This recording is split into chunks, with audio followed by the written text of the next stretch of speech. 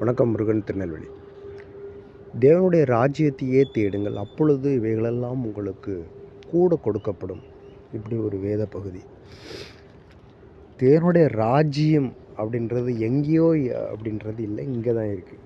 ஒரு தகப்பன்னா எங்கள் அப்பா எனக்கு ஒரு அசட்டு கொடுத்துருக்குறாங்க, ஒரு சொத்து கொடுத்துருக்குறாங்க.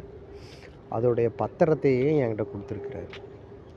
ஆனால் அது ப்ராப்பராக எத்தனை அளவுக்கு அப்படின்றத மார்க் பண்ணுறதுக்கு எனக்கு தெரியல. ஏன்னா அந்த அளவு போட்டிருந்த அந்த அளவுகளெல்லாம் எடுத்துட்டாங்க.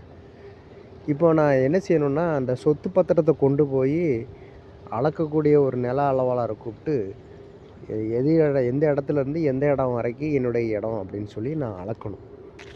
அப்போ எங்கள் அப்பா கொடுத்த சொத்தை நான் ப்ரொசஸ் பண்ணணும், எடுத்துக்கொள்ளணும் அப்படின்னா டாக்குமெண்ட்டுன்னு ஒன்று இருக்குது. அந்த டாக்குமெண்ட்டை கொண்டு போய் யார்கிட்ட காணிக்கணுமோ அதை காணித்து அதை எனக்குண்டான இடத்த நான் ஆக்குப்பை பண்ணணும், அதை எடுத்துக்கொள்ளணும். இதுதான் ஒரு அப்பா பையனுக்கு கொடுத்த சொத்தை உரிமை பாராட்டி எடுத்துக்கொள்கிறது. இயேசு இந்த பூமியில் பிறந்து வாழ்ந்து நம்மளுக்காக மறித்து உயிரை கொடுத்து சம்பாத்தியம் பண்ணி கொடுத்த ஒரு அசட்டு நம்ம கையில் கொடுத்துருக்கிறார் வேதம்.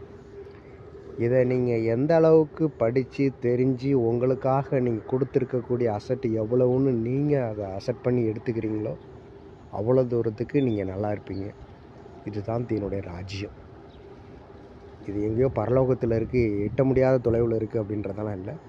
அந்த ராஜ்யம் நம்ம கையில் கொடுத்துருக்கு. அதை நீங்கள் ப்ரொசஸ் பண்ணதும் பண்ணாமல் போகிறதும் உங்கள் கையில் இருக்குது. எடுத்துக்கொண்டீங்கன்னா நல்லா இருப்பீங்க, எடுத்துக்கொள்ளலைன்னா கஷ்டப்படுவீங்க. அவ்வளோதான், சிம்பிள்.